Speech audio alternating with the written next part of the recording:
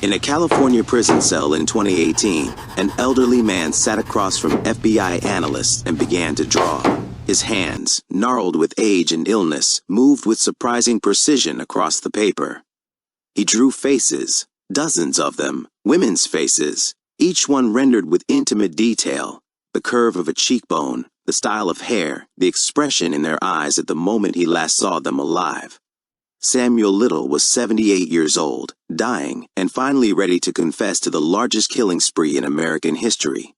93 murders, spanning 4 decades, across 17 states, and almost all of his victims were women that society had failed long before he ever found them. But this is not just a story about a serial killer. This is a story about the women whose lives were deemed so worthless that their murders went uninvestigated for decades. This is about the systemic failures that allowed one man to kill for 35 years without consequence. And this is about the painful truth that in America, some victims matter more than others. This is Vanished Voices, and we are about to share with you will fundamentally change how you understand serial murder in this country. Because Samuel Little didn't just exploit individual vulnerabilities, he exploited the vulnerabilities of an entire system that had already abandoned his victims. Before we begin, I need you to understand something. The women you're about to meet were real people with real lives, real dreams, and real families who loved them. They were mothers, daughters, sisters, and friends. They were not just prostitutes or addicts or transients, labels that were used to dismiss their deaths and justify the lack of investigation into their disappearances. What Samuel Little did to these women was horrific, but what society did, or rather failed to do, was almost equally damning. So I'm asking you now, are you ready to confront the uncomfortable truth about whose lives we value in this country? Are you prepared to meet the forgotten women who Samuel Little hunted precisely because he knew no one would look for them? Because once you hear their stories, you can never unknow the systematic indifference that made Little's decades-long killing spree possible. Let's begin with the man himself, because to understand his victims, we first need to understand the predator. Samuel M.C. Dow Little was born on June 7, 1940, in Reynolds, Georgia. From the very beginning, his life was marked by instability and neglect. His mother, described as an alcoholic sex worker, was unable to care for him. By most accounts, Little was raised by his grandmother in Lorain, Ohio, though even that arrangement was chaotic and inconsistent. I tell you this not to excuse what Samuel Little became, but to understand the pattern. Because Little himself would later claim that his grandmother took him along to brothels where she worked, exposing to violence against women from a very young age. Whether this is true or another manipulation from a master deceiver, we may never know. But what we do know is that by his teenage years, Little was already demonstrating the warning signs that criminologists now recognize as precursors to serial violence. He started with petty crimes: shoplifting, breaking and entering, fraud. By 16, he dropped out of high school. By his early 20s, he'd served his first prison sentence. But it was the pattern of violence against women that should have raised red flags much earlier. Throughout the 1950s and 1960s, Little accumulated arrests across multiple states for crimes including armed robbery, rape, assault, and soliciting sex workers. In 1961, he was arrested for the rape and strangulation of a woman in Missouri. The victim survived, identified him, and testified against him. But incredibly, unbelievably, the charges were dropped. Let me repeat that. Samuel Little strangled a woman nearly to death in 1961, was arrested, identified, and then released without prosecution. This would become a recurring theme in Little's life: arrests without convictions, investigations without follow-through, and a system that repeatedly let him slip through the cracks. By 1975, Little had been arrested in multiple jurisdictions for violent crimes against women. He'd beaten them, strangled them, raped them, and yet he remained free to hunt. Why? Because his victims were predominantly sex workers, drug users, and homeless women, populations that the criminal justice system had already written off as unreliable witnesses and unworthy victims. Little understood this perhaps better than the police who kept arresting and releasing him. He was developing a methodology, refining his hunting grounds, and learning exactly which victims he could take without consequence. Samuel Little was methodical in ways that allowed him to evade capture for decades. Unlike many serial killers who developed elaborate rituals or signatures that helped investigators link cases, Little's approach was devastatingly simple and effective. His method was strangulation. No weapons, no evidence left behind, minimal physical struggle. He would punch his victims to stun them, then strangle them with his bare hands. He told investigators that he could feel their life leaving their bodies, that he was addicted to the sensation of watching them die. The intimacy of his killing method meant he left little forensic evidence. No bullets to trace, no weapon to find, no DNA in an era before such testing was standard. But Little's real genius, if we can use such a word for something so evil, was in his victim selection. He didn't hunt in one location. He didn't stick to one type of victim beyond their marginalized status. He traveled constantly, moving from city to city, state to state, taking victims opportunistically wherever he found them. He targeted women at truck stops, on street corners, in bars, in homeless encampments. He targeted women who were already invisible to society, women struggling with addiction, women working in survival sex work, women who had no stable address, women whose disappearances might not be reported for days, weeks, or ever. Little once told investigators that he could hear their footsteps, meaning he could identify vulnerable women by the way they walked, by their body language, by the signs of desperation and survival that marked them as easy prey. He looked for women who were already isolated, already distrustful of police, already living on the margins where disappearing wouldn't raise immediate alarms. And he was right. In case after case, when these women vanished, there were no massive search efforts, no media coverage, no public outcry. Many weren't even reported missing. And when their bodies were found, often months or years later, their deaths were frequently attributed to drug overdoses, natural causes, or written off as unsolved with minimal investigation. This was how Samuel Little killed 93 women over 35 years, not because he was particularly intelligent or careful, but because he understood that American society had already decided these women didn't matter. From 1970 to 2005, Samuel Little moved through America like a ghost. He worked sporadically as a gravedigger, a furniture mover, odd jobs that paid cash and required no background checks. He lived in homeless shelters, cheap motels, and sometimes in cars. He sustained himself through petty theft and shoplifting. And he kills. In Florida, he killed women in Miami, Fort Myers, and Tampa. In Georgia, he killed in Covington and Griffin. In Louisiana, he killed in New Orleans and Baton Rouge. In Mississippi and Arkansas and Kentucky and Tennessee. He killed in Ohio, where he'd grown up. He killed in Texas, Houston, Odessa, San Antonio. He killed in Nevada and Arizona and California, up and down the coast from San Diego to Los Angeles to San Francisco. 93 confirmed victims across at least 17 states. Some years he killed multiple women. Other years he claims he abstained, though investigators doubt this. He was arrested dozens of times for various offenses, spent time in prison for theft and assault, but somehow the murders never connected to him. How is this possible? How does one man kill nearly 100 people and evade detection for decades? The answer is uncomfortable and reveals more about American society than it does about Samuel Little's cunning. First, different jurisdictions don't always communicate effectively. A suspicious death in Los Angeles wasn't connected to a suspicious death in Miami because there was no centralized database, no system for tracking patterns across state lines. The FBI's VICAP system, designed to do exactly this, was voluntary and chronically underutilized. Second, many of Little's victims were never classified as homicides. Strangulation can look like natural death, especially if the victim had a history of drug use or health problems. Without autopsies, which cost money and weren't always performed on indigent deceased persons, the cause of death might be listed as undetermined or natural causes.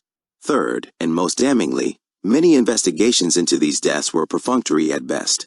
When the victim was a known sex worker or drug user, police often assumed the death was related to those activities. An overdose, a transaction gone wrong, the dangerous lifestyle catching up with them. There was often an implicit assumption that these deaths were somehow inevitable, even deserved. Samuel Little knew all of this. He told investigators that he specifically chose victims who wouldn't be missed. He knew that a missing sex worker or a dead addict wouldn't generate the same response as a missing college student or a dead suburban mother. He exploited America's hierarchy of victims, and it worked for 35 years. In 2012, Samuel Little was arrested in Kentucky on a narcotics charge. He was 72 years old, in declining health, and living in a homeless shelter. By all appearances, he was just another elderly man caught up in the criminal justice system, someone who would serve a short sentence and disappear back into obscurity. But a detective in Los Angeles named Mitzi Roberts was about to change everything.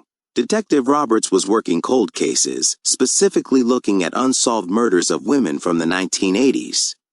3 cases caught her attention. Women found dead in South Los Angeles in 1987 and 1989, all with similar circumstances: marginalized women, apparent strangulation, minimal investigation at the time. Roberts began the painstaking work of building cases that were decades old. She tracked down witnesses, re-examined evidence, and submitted DNA samples from the crime scenes for testing with modern technology that hadn't existed when the murders occurred. The DNA came back with a match: Samuel Little, currently incarcerated in Kentucky on a drug charge. In 2013, Little was extradited to California to face charges in these 3 murders. The evidence was strong enough to go to trial, and in 2014, Samuel Little was convicted on 3 counts of murder and sentenced to 3 consecutive life sentences without the possibility of parole. He was 74 years old. Justice, such as it was, had finally caught up with him, but the story could have ended there. One elderly serial killer dying in prison, convicted of 3 murders, his other crimes lost to time. Except something extraordinary happened.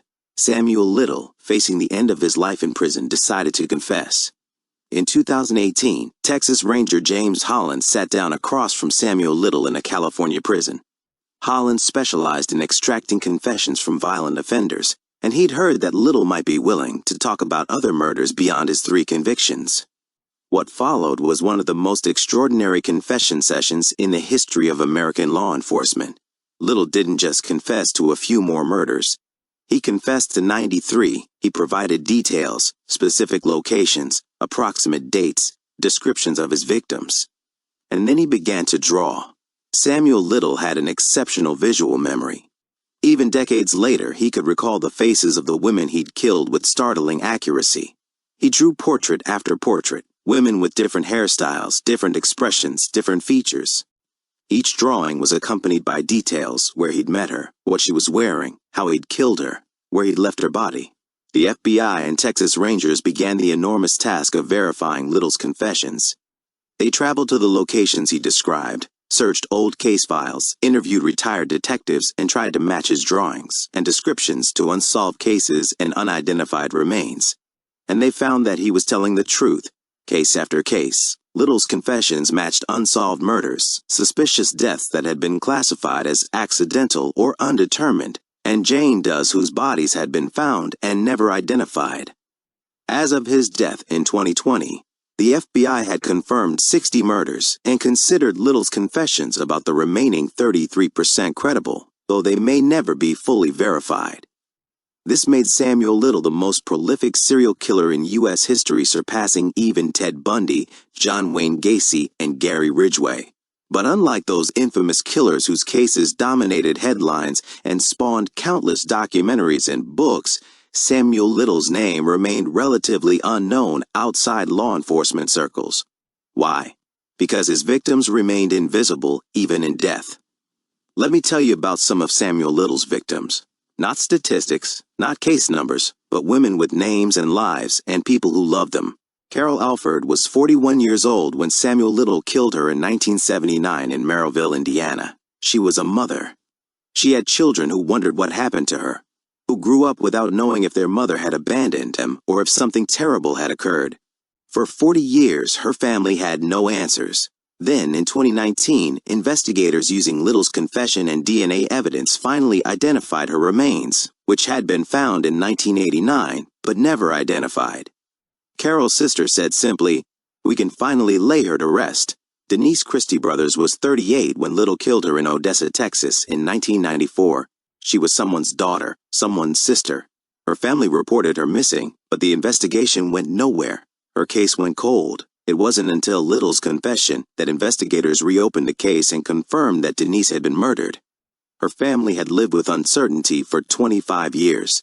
Guadalupe Apodaca was 46 years old, living in Las Cruces, New Mexico, when she disappeared in 1982. Little confessed to picking her up, driving her to a remote area, and strangling her. Her body has never been found, but Little drew her portrait with such detail that her family immediately recognized her when the FBI released the image in 2019. After 37 years, Guadalupe's children finally knew what happened to their mother.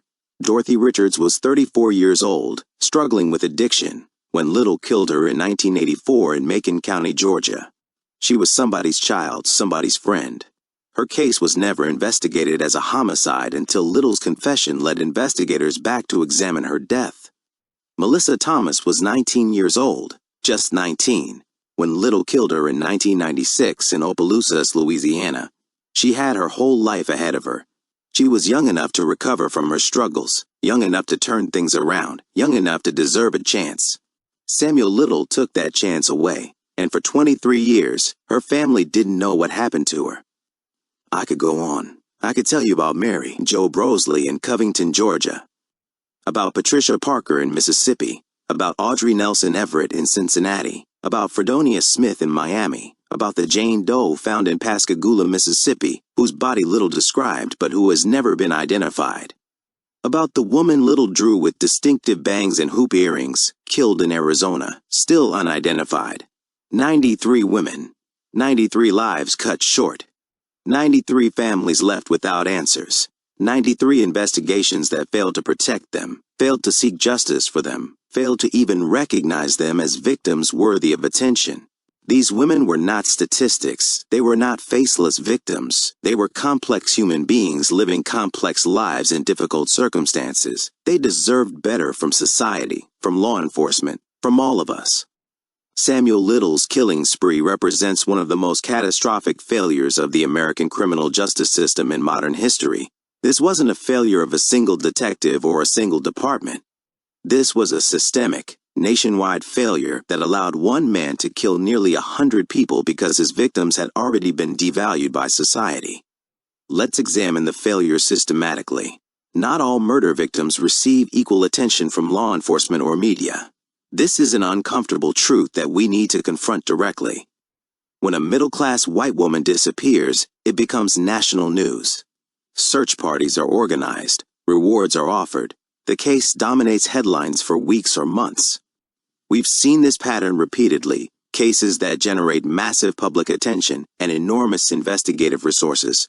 But when a sex worker disappears from a street corner, when a woman struggling with addiction is found dead in an alley, when a homeless woman goes missing from an encampment, the response is drastically different.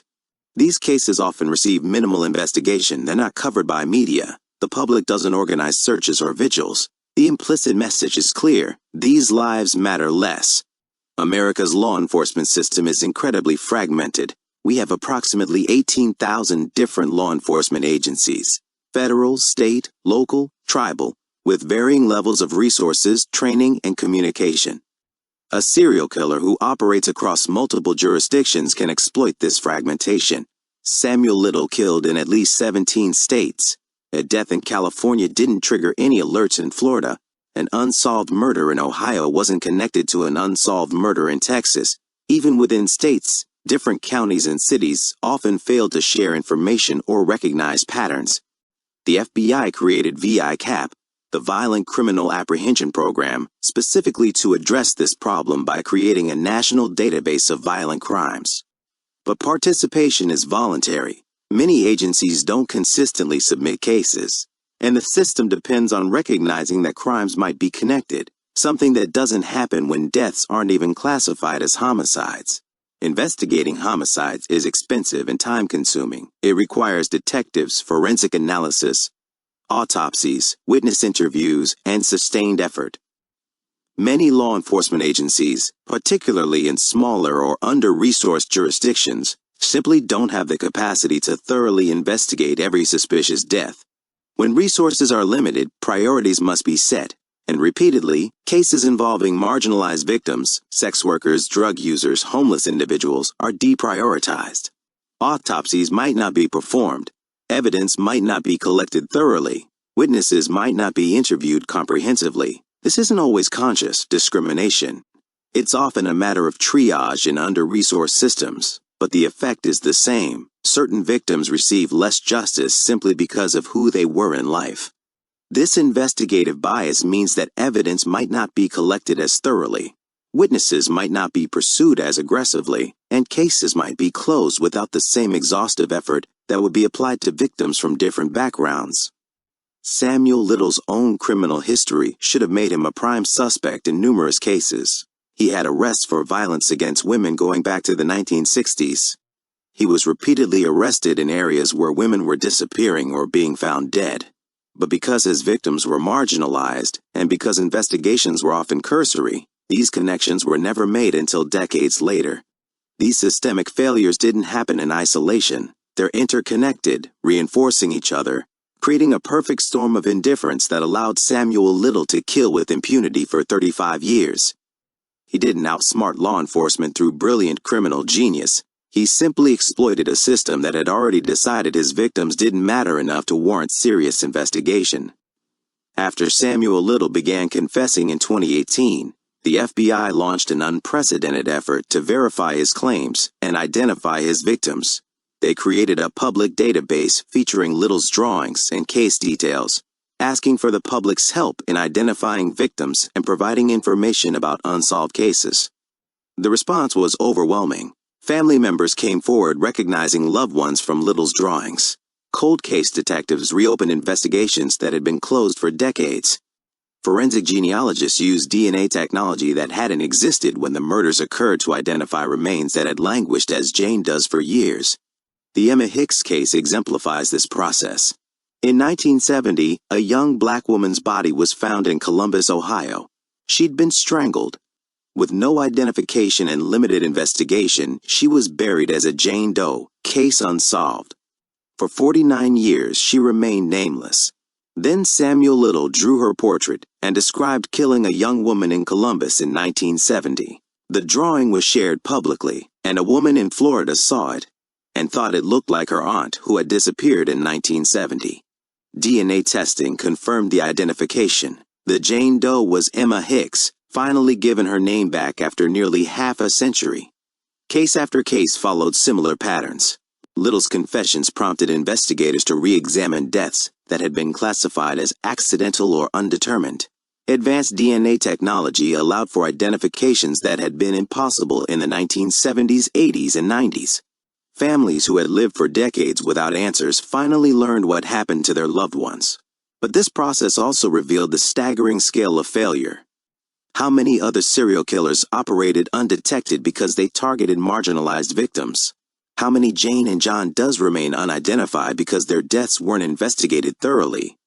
How many families still wait for answers that might never come? As investigators worked to verify Samuel Little's confessions, they also tried to understand the man himself. Psychological profiles, interviews, and Little's own statements painted a picture of a deeply disturbed individual, but one who was also calculating and aware of his actions. Little claimed he was addicted to killing, specifically to the sensation of watching his victims die. He told investigators he could relive his murders through his drawings, that recreating their faces brought back the feelings he'd experienced. This suggests a level of sadistic pleasure that goes beyond even typical serial killer psychology. Yet Little was also pragmatic about his crimes. He understood which victims he could take safely. He understood how to avoid detection. He moved frequently, never developing a consistent pattern that might alert investigators. He didn't keep trophies or souvenirs that might link him to his crimes. His method of killing left minimal forensic evidence. This combination, extreme psychopathology combined with practical criminal intelligence, made Little exceptionally dangerous. But it also reveals something important. Little wasn't some criminal mastermind. He was simply good at identifying and exploiting systemic vulnerabilities. In his interviews with investigators, Little showed no genuine remorse for his victims. He spoke about them as objects, as sources of pleasure, as things he'd possessed and consumed. When asked why he was finally confessing, he gave practical reasons. He wanted better living conditions in prison. He wanted to be remembered. He wanted recognition for his achievements. Even in confession, Samuel Little was manipulative and self-serving.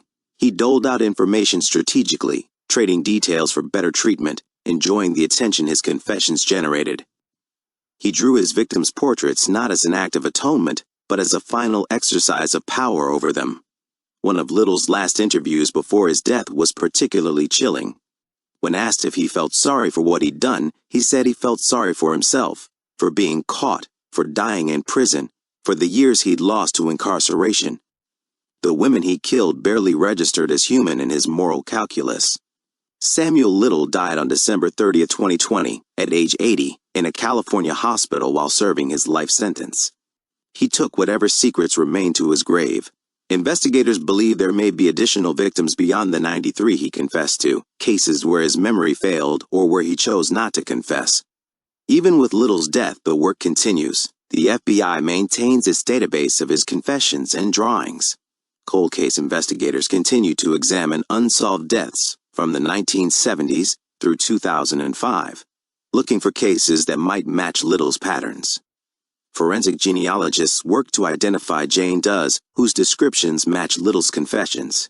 As of today, approximately 33 of Little's confessed murders remain unverified. In some cases, investigators haven't been able to locate the bodies based on Little's descriptions. Memories fade, landscapes change, details become unreliable after decades. In other cases, the deaths were never classified as homicides, and records are insufficient to confirm or deny Little's claims. Some of Little's victims remain unidentified. He drew their faces, described where and when he killed them, but without names or sufficient identifying information, they remain Jane Does. Their families may still be searching for them, not knowing that law enforcement has drawings and case files that could provide answers. This represents an ongoing tragedy. Even in confession, even with Little's cooperation, the systemic failures that allowed his killing spree continue to deny justice and closure to some of his victims and their families. Samuel Little's case forces us to confront uncomfortable truths about justice in America. It's not enough to catch the killer, not enough to finally verify the deaths. We must examine and address the systemic failures that made this possible. We must fundamentally restructure how we value victims. A sex worker's murder should generate the same investigative resources as a doctor's murder. A homeless person's disappearance should trigger the same response as a college student's disappearance. This isn't just moral necessity, it's practical crime solving. When we fail to investigate crimes against marginalized victims, we allow predators to identify safe hunting grounds. The fragmentation of American law enforcement allowed Samuel Little to kill across 17 states without detection.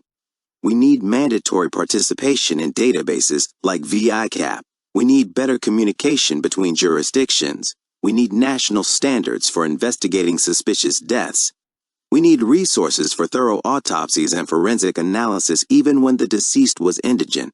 Samuel Little targeted women, made vulnerable by poverty, addiction, homelessness, and survival sex work. These are social problems that create pools of potential victims for predators. When we address addiction as a public health issue rather than a criminal justice issue, when we provide housing and services for homeless populations, when we decriminalize sex work and focus on safety, we reduce vulnerability and make it harder for predators to operate. The same DNA technology that finally connected Samuel Little to his crimes could have connected him decades earlier if it had been applied. Forensic genealogy has revolutionized cold case investigations. But these tools only work if we invest in using them, if we collect and preserve evidence properly, if we maintain databases and pursue leads. Sex workers, drug users, and homeless individuals often know when someone is preying on their communities. But when these populations are criminalized and stigmatized, they don't trust police with information. Building trust, decriminalizing vulnerability, and creating safe channels for reporting makes communities safer for everyone. These aren't abstract policy recommendations. These are practical steps that would have saved lives. If these systems had been in place in the 1970s, 80s, and 90s, Samuel Little would have been caught decades earlier. Dozens of women would still be alive. We cannot bring back Samuel Little's victims. We cannot undo the trauma inflicted on their families. But we can honor them by learning from the failures that allowed their deaths. We can reform our systems so that the next predator who tries to exploit marginalized victims finds robust investigation, strong evidence collection, and a system that values all lives equally. For every victim Samuel Little killed, there's a family still living with the aftermath. Some found closure through his confessions, painful closure, but closure nonetheless. Others are still waiting, still hoping, still searching for loved ones who might be among Little's unidentified victims. Imagine living for 30, 40 years not knowing what happened to your mother, your sister, your daughter. Imagine the guilt. Could you have done something differently? Imagine the endless wondering. Is she still alive somewhere? Imagine finally learning the truth. She was murdered decades ago by a serial killer you never heard of, and her death was never seriously investigated because of who she was. This is the reality for the families of Samuel Little's victims. I spoke with family members of several victims, and their pain is palpable even decades later. One woman told me about her sister. They treated her like she didn't matter because she was struggling, but she mattered to us. She was funny and kind, and she was trying to get clean. She deserved better. Another family member said, "For 40 years I wondered. Every time the phone rang, part of me hoped it was her. Every Jane Doe found, I wondered if it was her. Finally knowing, it's relief and devastation all mixed together. Relief to finally know, devastation that she suffered and no one cared enough to find him sooner." These families also carry anger, righteous anger at a system that failed their loved ones. They ask the same questions. How could he kill for 35 years? How many times was he arrested? Why didn't anyone connect the cases? Why didn't their loved one's death warrant serious investigation? These are questions that law enforcement struggles to answer. Because the honest answer is uncomfortable, your loved one didn't receive serious investigation because of who she was, because of how she lived, because society had already decided she was disposable. Some families channel this anger into advocacy. They work to change laws, to improve victim services, to ensure that future victims receive the justice their loved ones were denied. They speak publicly about their experiences, forcing society to confront its biases and failures. Others simply try to survive the pain. They hold private memorials. They keep photographs. They remember the person their loved one was before addiction or poverty or trauma. They reclaim their loved one's humanity from a system that reduced her to a case number or statistic.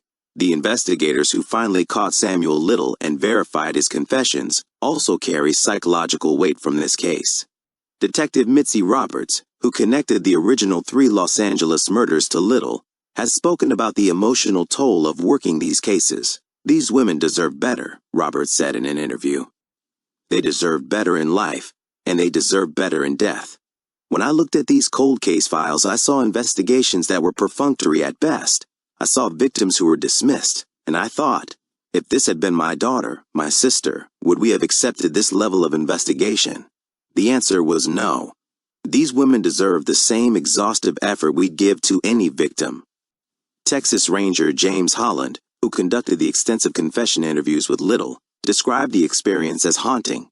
To sit across from a man who could recall 93 murders with such detail, who drew his victims' faces from memory, who showed no genuine remorse.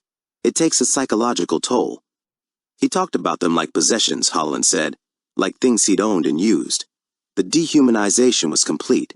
And knowing that he'd been arrested so many times, that he was on law enforcement's radar for decades, that all these women might have lived if someone had connected the dots earlier, that's hard to carry. Samuel Little's case has already begun changing how law enforcement approaches investigations of missing and murdered marginalized persons. Several specific reforms have emerged directly from the lessons of this case. First, more jurisdictions are mandating thorough autopsies and evidence collection regardless of the victim's background. The assumption that a death was drug-related or accidental can no longer justify cursory investigation. This is expensive and requires resources, but it's essential for catching serial offenders who target vulnerable victims. Second, participation in national databases like VICAP is becoming mandatory in more jurisdictions. The FBI has also improved the system, making it easier to use and more effective at identifying potential patterns across jurisdictions. The goal is to catch serial offenders after 2 or 3 victims, not after 93. Third, many departments are creating specialized units or protocols for cases involving sex workers, homeless individuals, and people struggling with addiction. These units include training on implicit bias, community liaison positions to build trust with marginalized populations, and specific investigative techniques for cases where traditional witness cooperation may be limited. Some police departments have also begun working with harm reduction organizations and advocacy groups to create reporting mechanisms that don't require victims or witnesses to interact directly with police if they're uncomfortable doing so. This recognizes that building trust takes time and requires meeting communities where they are. Cold case units across the country have reopened investigations from the 1970s, 80s, and 90s, specifically looking for cases that might have been inadequately investigated due to victim bias. DNA technology that didn't exist when these crimes occurred can now provide answers in justice decades later. The Samuel Little case has also reinvigorated forensic genealogy efforts to identify Jane and John Does. Organizations like the DNA Doe Project work to give names back to unidentified remains, recognizing that this is a fundamental aspect of justice and closure. These are positive developments, concrete changes that will save lives and provide justice, but they require sustained commitment and resources. The political will to fund thorough investigations of marginalized victims must outlast the shock of Samuel Little's case. The media coverage of Samuel Little's case has been revealing in its own right. Despite being the most prolific serial killer in American history, Little's case received relatively limited media attention compared to other serial killers with far fewer victims. Ted Bundy killed approximately 30 people and remains a household name decades after his execution. Jeffrey Dahmer killed 17 people, and his case has been the subject of countless documentaries, movies, and series. John Wayne Gacy killed 33 people, and his case is still extensively covered and discussed. Samuel Little killed at least 93 people, and yet many Americans have never heard his name. Why? The answer, uncomfortable as it is, relates to both his victims and the nature of his crimes. Little's victims were marginalized women, not the college students and suburban residents that generate massive media coverage. His method was strangulation, not the sensational and disturbing methods that fascinate the public. His case unfolded primarily through bureaucratic confession verification, rather than dramatic trial proceedings. In other words, the media deemed Samuel Little's case less newsworthy because his victims were less sympathetic to mainstream audiences and his crimes were less sensational in their details. This is a damning indictment of how media coverage reflects and reinforces societal biases about whose lives matter. Some journalists and documentarians have worked to rectify this imbalance, creating thoughtful coverage that centers the victims rather than the killer. They've interviewed family members, explored the systemic failures, and used Little's case to advocate for reform. This kind of coverage serves a public interest beyond entertainment. It educates, advocates, and honors the forgotten. But the disparity in coverage remains stark. Samuel Little's case should have dominated headlines for months. It should have prompted national conversations about justice, victim bias, and systemic reform.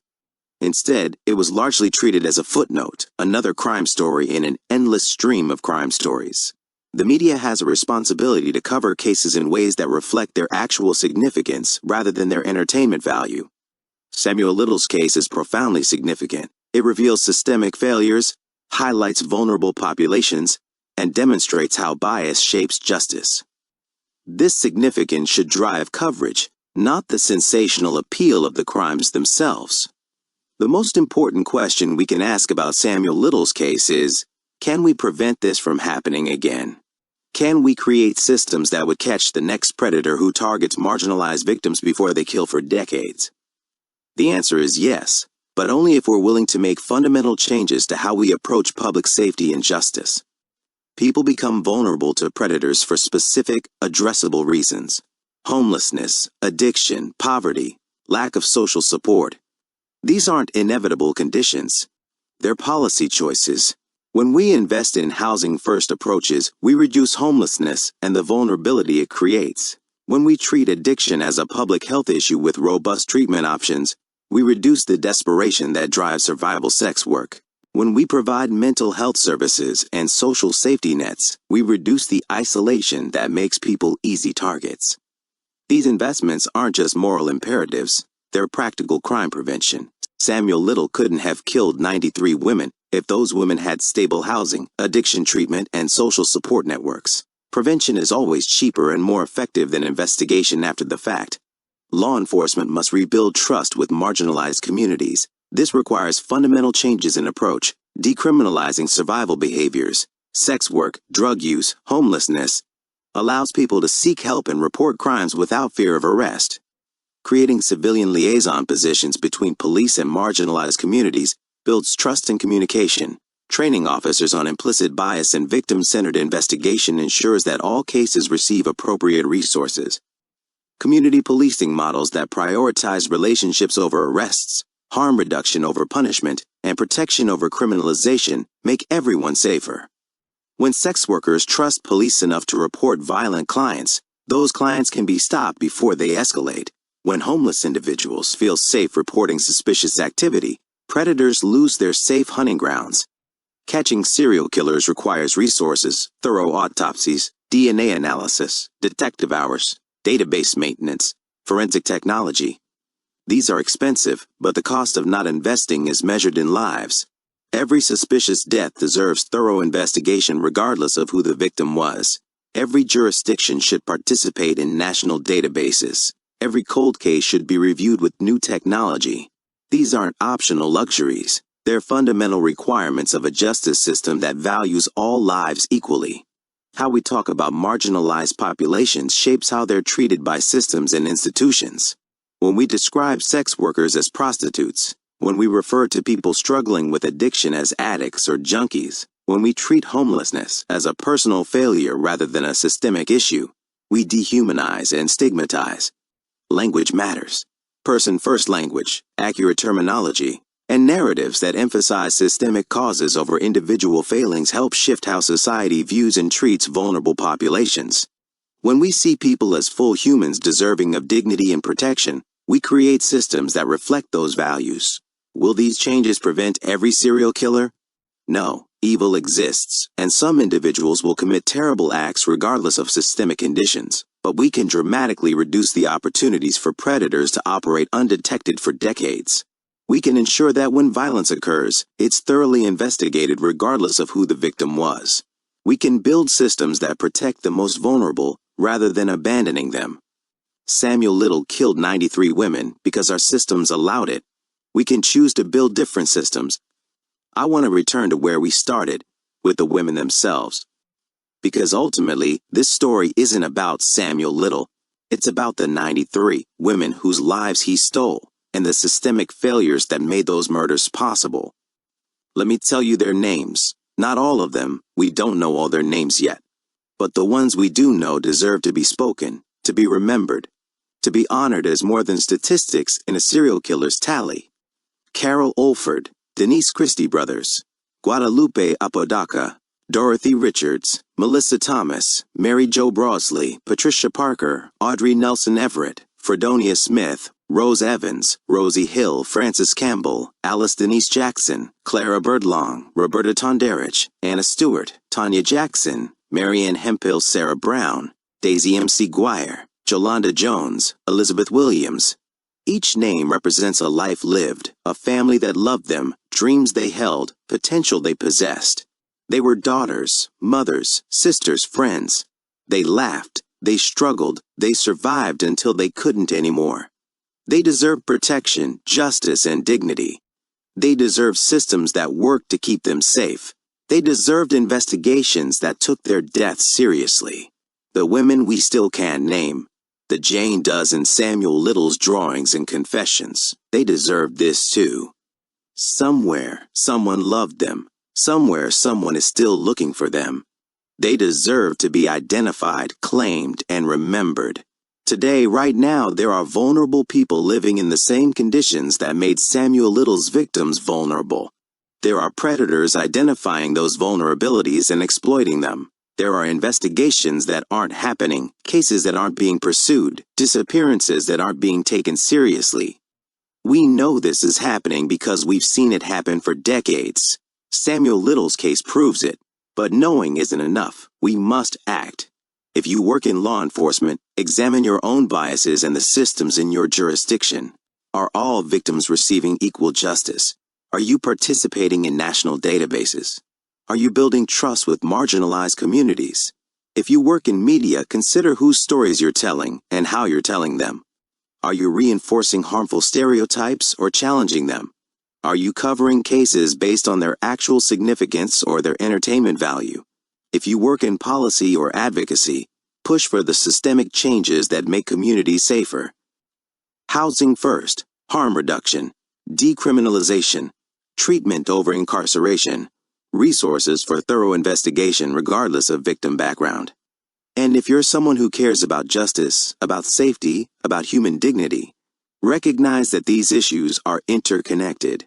You cannot claim to care about public safety while supporting policies that further marginalize vulnerable populations. You cannot claim to value life while accepting that some lives are investigated more thoroughly than others. Samuel Little's 93 victims are demanding our attention from beyond their graves. They're asking us to build systems that would have saved them. They're asking us to protect the vulnerable people still living, still surviving, still at risk. They're asking us to do better. Even after all the investigations, all the confessions, all the verified cases, questions remain about Samuel Little's crimes. Did he kill more than 93 people? Almost certainly. His memory was imperfect, his confessions incomplete. Investigators believe there are additional victims he didn't confess to or couldn't remember clearly enough to describe. Are there other serial killers operating with similar methods, targeting similar victims? Statistics suggest yes. The FBI estimates there are between 25 and 50 active serial killers in the United States at any given time. Some are using Samuel Little's playbook, targeting marginalized victims across multiple jurisdictions, relying on inadequate investigation and poor communication between law enforcement agencies. Will the systemic changes prompted by Little's case be sustained, or will they fade as the shock of his crimes recedes from public consciousness? This remains to be seen. Reform requires sustained political will and resource allocation. Without continued advocacy and attention, systems tend to revert to previous patterns. Will all of Samuel Little's victims be identified? Probably not. Some have been dead for too long. Evidence has been lost. Families have moved or died. Connections have been severed. The unidentified may remain unidentified, nameless ghosts in a killer's memory. These unresolved questions are uncomfortable, but they're important.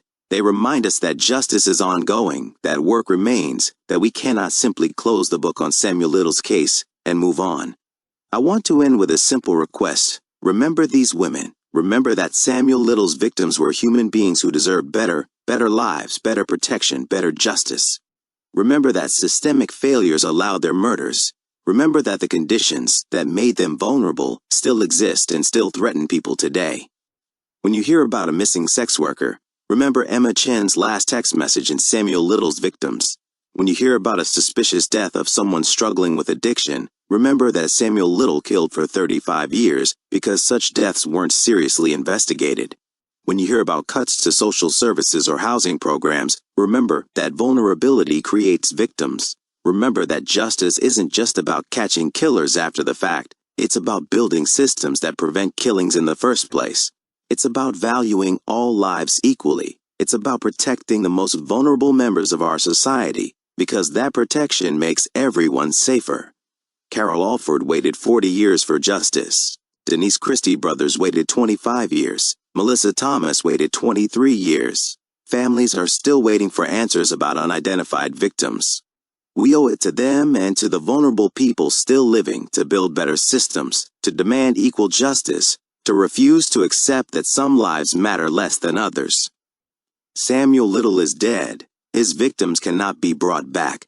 But we can honor them by learning from the failures that allowed their deaths. We can honor them by building systems that would have saved them. We can honor them by remembering their names and insisting they mattered. The forgotten women of Samuel Little's killing spree are forgotten no more. Their stories have been told. Their names have been spoken. Their deaths have been recognized as murders, not accidents, not overdoses, not the inevitable consequences of dangerous lives. They were murdered by a serial killer who operated for 35 years because society had already decided they didn't matter enough to protect. That is the truth we must confront. That is the failure we must address. That is the change we must make. In memory of the 93, in honor of those still unidentified, and in protection of those still vulnerable, may we build a justice system that values all lives equally. May we create communities that protect rather than abandon their most vulnerable members. May we ensure that no predator ever again finds it so easy to kill for so long because their victims were already considered disposable. Remember their names, honor their lives, demand justice for all. This has been the story of Samuel Little's victims, the forgotten women who are forgotten no more. Every victim matters. Every case deserves investigation. Every family deserves answers. Thank you for listening to their stories. If this story moved you, let it move you to act. Speak the victims' names. Share this story. And here's how you can help. Leave a comment below and subscribe to Vanished Voices. Because every time you do, you keep alive the promise that no victim is forgotten and no case is too cold for justice.